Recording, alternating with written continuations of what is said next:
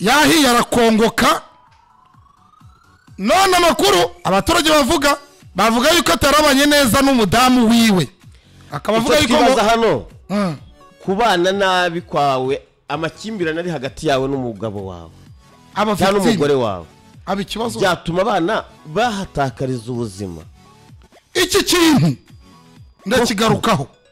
Iki kintu mwabadamu bashiki bacu nimba waruzi ko wari mu ngeso zo kwirwa ujya mu mageto y'abahungu, nimba waruzi ufite ingeso zo kwirwa unywa isigara, nimba waruzi ufite ingeso zo kunywa amayoga, nimba uzi ko ushatse umugabo wamenye ko yarenze urwo rwego, mwamenye urwego mwagiyemo, icyo cyiciro wari urimo ukakivamo. Nimba bivuga yuko uyu mugabo ngo yakekaga ko umugore ngo abana babyaranye ngatarabi, mwabadamu mwabashiki bacu soje kuno kubyara ngo nshaka umugore ntawe nzashaka. Oya have wigumura abantu kuri mwe. Ngiye kuba mbivuyemo. Wigumura abantu kuri mwe have. Banze ndaho byerekeza. Ibyo ntabwo bikuje. Ngiye kureba aho byerekeza. Kubera ko Bibiliya avuga ngo gushaka umugore ni byiza ariko kutamushaka bikaba byiza kurushaho.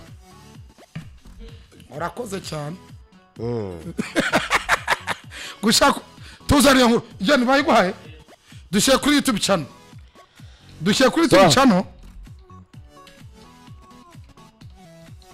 Nzamurira aho ngaho kugira ngo bize kugenda neza. Eka John tuzamukane nibyo byiza. Kugira John tuzamukane. Urumva? Nzamura ku karondosho. Nzamurira aho ngaho. Twagiye. Mu gitondo cyo kuri uyu wa kane tariki 3 z'ukwa 2025 nibwo inkuru y'incamugongo yamenyekanye ko mu murenge wa Gisozi mu kagari ka Ruhango hari umuryango witwikiye mu nzu abana babiri bakatakariza ubuzima. Mu iperereza ryakozwe ubwo inzego z'umutekano zirimo polisi ishami rishinzwe guhosha inkongi bahageraga basanze iyi nyubako yahiriyemo abantu batatu, umugabo warukuriye umuryango muri uru rugo ndetse n'abana be babiri. Uyu mugabo uzwi ku mazina ya Emi waruherutse gukorana indirimbo n'umwe mu bakinnyi ba filime uzi nka Njuga. Udafite icyo kunywa bamuhamwe bamuhamwe reka mbere mapu mbere broti musa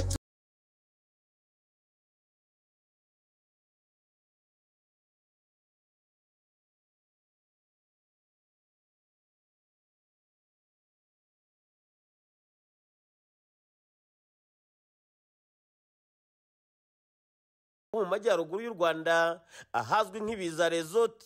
Bamwe mu baturage baganiriye natwe bashimangira ko uyu mugabo ari we kabitera mu gukongora ino nzu yakodeshaga ngahanini bishingiye ku makimbirane yari afitanye n'umugore bashakanye.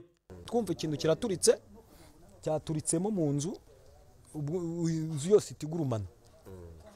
Mu kugurumana yose nibwo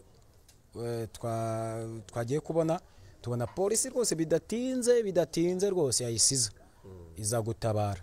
Mu kwinjiramo mu nzu byabaye ngombwa ko babanza kwica inzugi, ari amagriyaje afashe ku nzugi.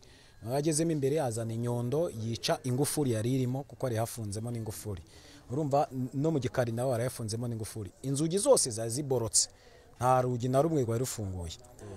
Ubwo binjiramo baragenda bageze ku cyumba cya boss kuko twe twabarangiye aho boss aryama, baazana akantu urugi narwo rwaho ararwica, hanyuma twinjiramo abana ahita babona baguye inyuma y'urugi. Karakana kamwe k'agakobwa nakandi k'agahungu, umwe yitwaga Blaze undi yitwa Blessing. Blessing yari umukobwa imyaka 6, Blaze yari afite imyaka 12. Ubwo rero urumva bahise bitaba Imana. Hanyuma ubwo boss we twari tutarajya aho yaguyemo. Hanyuma ubwo byo babibonye nyuma ko yaguye muri douche, ariko we ntabwo urebye umuriro ntabwo wamugize cyane nkuko abana babaye, kuko abana bari bashiririye cyane. Wewe boss urabona umubiri wari ukigaragara.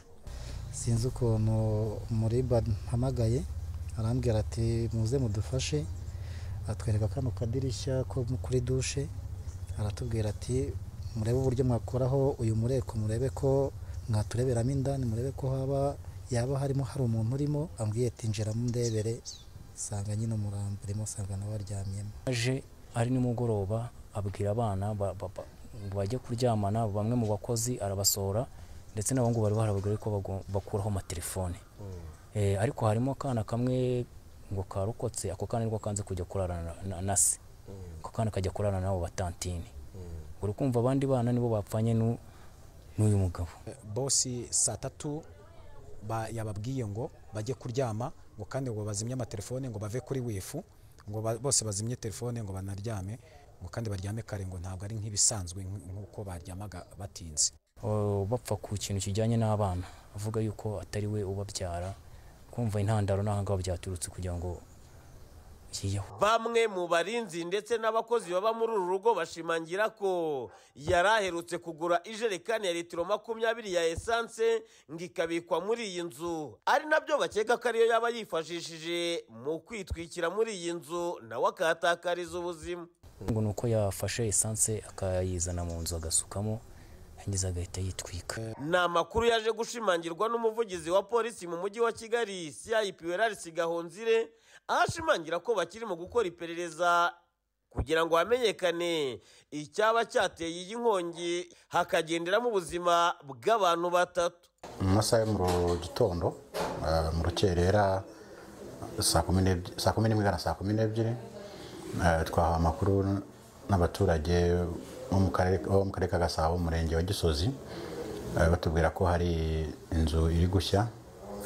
Polisi rero dufatanyije n'izindi nzego z'umutekano ndetse n'inzego z'ibanze twahise tujyayo, tusanga koko ni inzu iri gushya, ikaba ari inzu yakodeshwaga n'umugabo witwa Sebatware Emmanuel, akaba yabanagamo rero n'umuryango we. Cyahise kiba nuko habayeho kuzimya inkongi,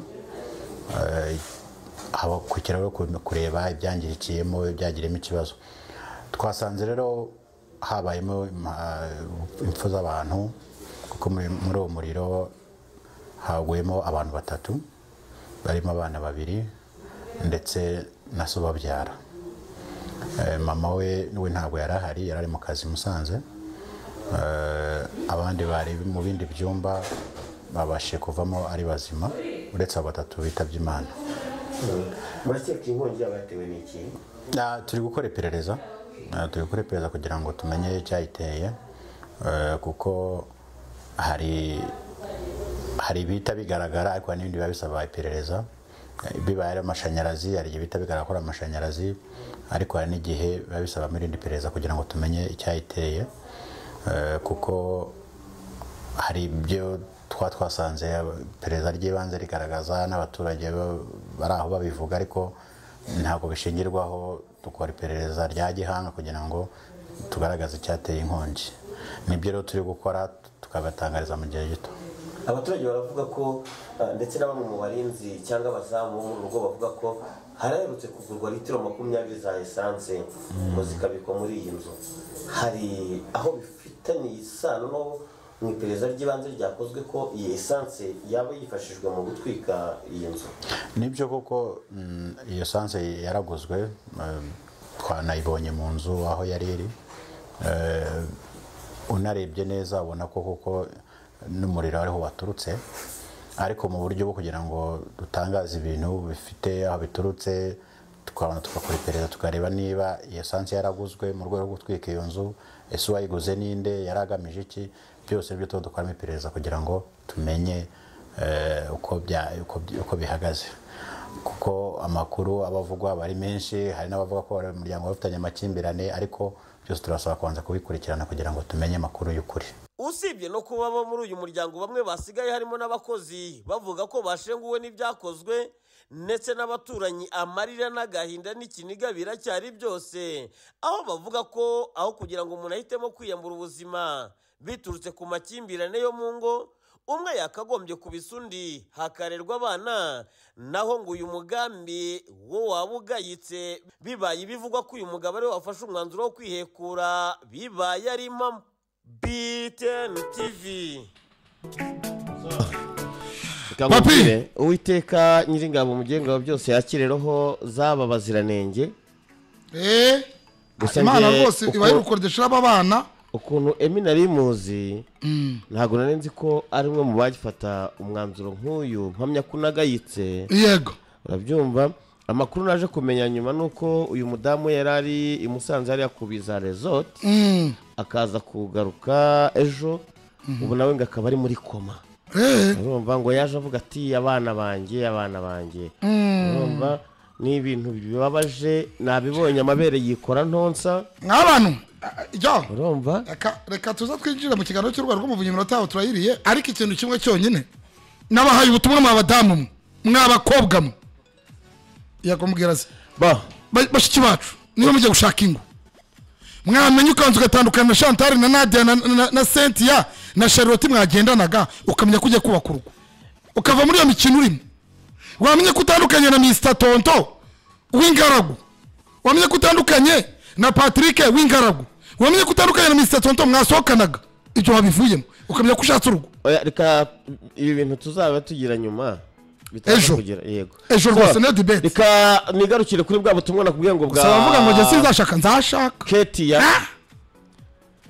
mugaruke kuri bwa butumwa bwa Ketia Ketia ni umuherwe cyangwa se umujejeta faranga ufite bar resto yitwa Inferno Lounge yego niyo wambaye DJ Brian yambaye DJ Brian asaga ibihumbi 400 by'amafaranga y'u Rwanda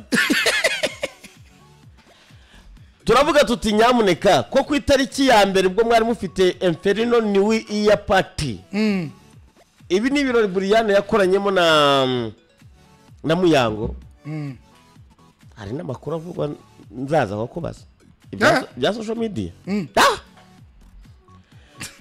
uyu Ketia aza kumwambura asaga ibihumbi 400 by'amafaranga y'u Rwanda yego tunabivugaho urabyibuka ko Ketia twanamuhamagaye no kuri mikoro agafunga telefone